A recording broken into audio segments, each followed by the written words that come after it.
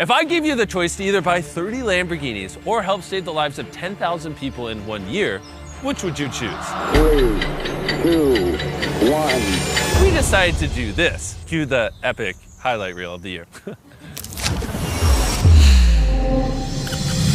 We started this mission in Kailicha, South Africa, where we found an orphanage that was in desperate need of our help because it was at risk of being closed down.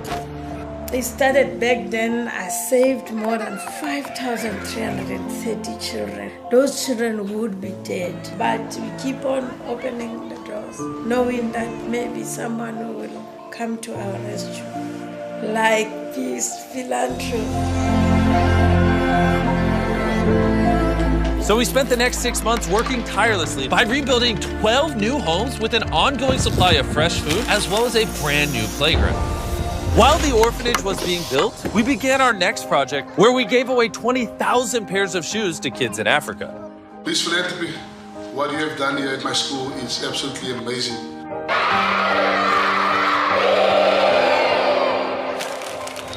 Darren then flew to the Hopi Reservation in Arizona where he met with Wendy. There are over 10,000 members of the Hopi tribe. These people don't have very much, but they're some of the most generous people you'll ever meet. The Hopi tribe is situated hundreds of miles away from the closest quality clothing and food stores, which is bad because the winters here get freezing cold, and they need all the help they can get to stay warm and put food on the table. When we realized just how difficult it was for them to get access to these basic necessities, we decided to donate over $2.7 million of clothing. It was amazing. Our kids, our people are just so happy. Thank you, Mr. Beast. We then found out that there is an abnormally high number of amputees throughout Cambodia.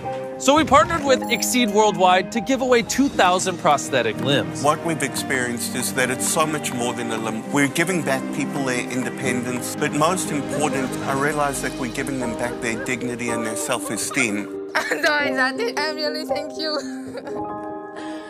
Darren and Dan then flew to a remote island in Colombia where they capsized a boat and fell in a river filled with crocodiles. While they were there, they built a solar grid which gave the island electricity and Wi-Fi for the first time, which will give the kids on the island the ability to access education online.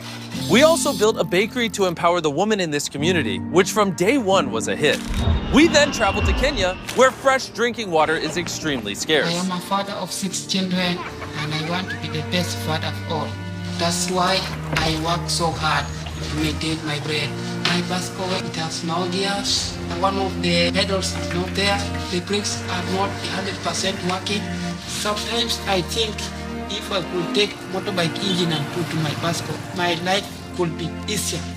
So with the help of electric e-bikes, we were able to provide Mr. Baraza and 1,000 other people with free electric bicycles. You have made work easier. It's so easy to ride.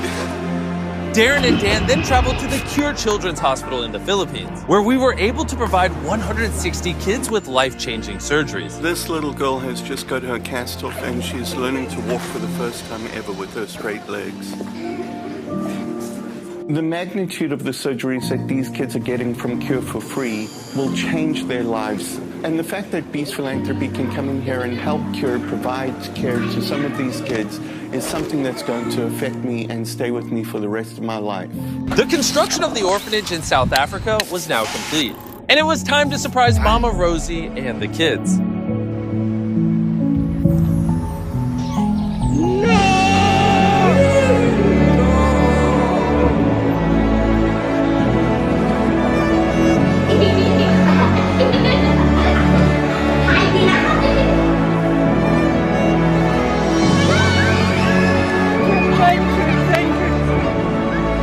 Mama Rosie also told us about a boy named Yam Keely, who left the orphanage 14 years ago with the dreams of becoming a musician. However, he was struggling to make money and practice his craft while working full-time at the airport. It kills me knowing that I'm doing something that I'm not into, and there is something that I want to do that I really love, but I cannot do it. So we decided to surprise Yamkele with a brand new top-of-the-range acoustic guitar, as well as award him a full scholarship to the best music school in the country. See you in a year. The team then flew to Thailand, a country with over 2 million stray and disabled dogs, to meet with Michael and help him rescue as many dogs as possible, where we helped thousands of dogs run for the very first time.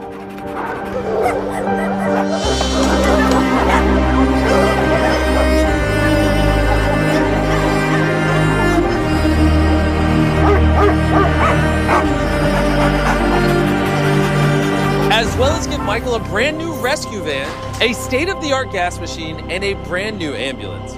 Really happy. Darren then received this video from a TikToker named Dora Muno. Peace Philanthropy, please help me save our village. Our kids need you. So Darren immediately flew to Dora's sanctuary in Zambia, which had absolutely no electricity and is located in a dangerous area with high rates of domestic violence. It became evident that the lack of electricity was holding them back and severely curtailing Dora's ability to help develop this village to what its potential could be. Having to wake up thinking, what will these kids eat? That is still very difficult to do each and every day. So we came up with a plan to use the direct sunlight and scorching heat to our advantage by installing a massive solar grid that will provide electricity to the entire village. It was then time to turn on the lights, and the kids couldn't contain their excitement. Mateo, turn on the lights!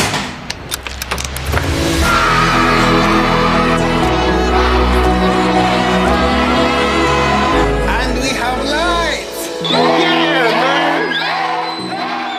We then found out about a college kid in Philadelphia that is rescuing thousands of pounds of food every month because of his school meal swipes. I originally started just as a student with leftover meal swipes in my dining account, and I realized as I was getting close to the end of the term, I have 50 meals left that I know I'm not going to be able to use, and I just had a pit in my stomach thinking about all of those meals going to waste. So Darren flew there to meet him and help expand his operation to a national scale. After witnessing everything that Evan had done to help this community, it didn't take but an hour to know that we had committed to partnering with Sharing Access to help them achieve their goal of feeding as many people as possible. And with our help, Sharing Access, we're able to open an operation at Hunts Point Produce Market, the largest produce market in the world in New York City. And that operation is going to be 3 times larger than the one that we have in Philly. Next, Darren and Dan traveled to the heart of Cameroon, where thousands of children at this school have to share a single toilet and have lessons in these derelict and dilapidated classrooms. These conditions had no dignity. These conditions would not make a child believe that the future is bright. Once we saw this, we knew we had to do something, so almost immediately we started drawing up plans to begin construction. And a few months later, the brand new classrooms were built, just in time to surprise the kids before they returned from their holidays.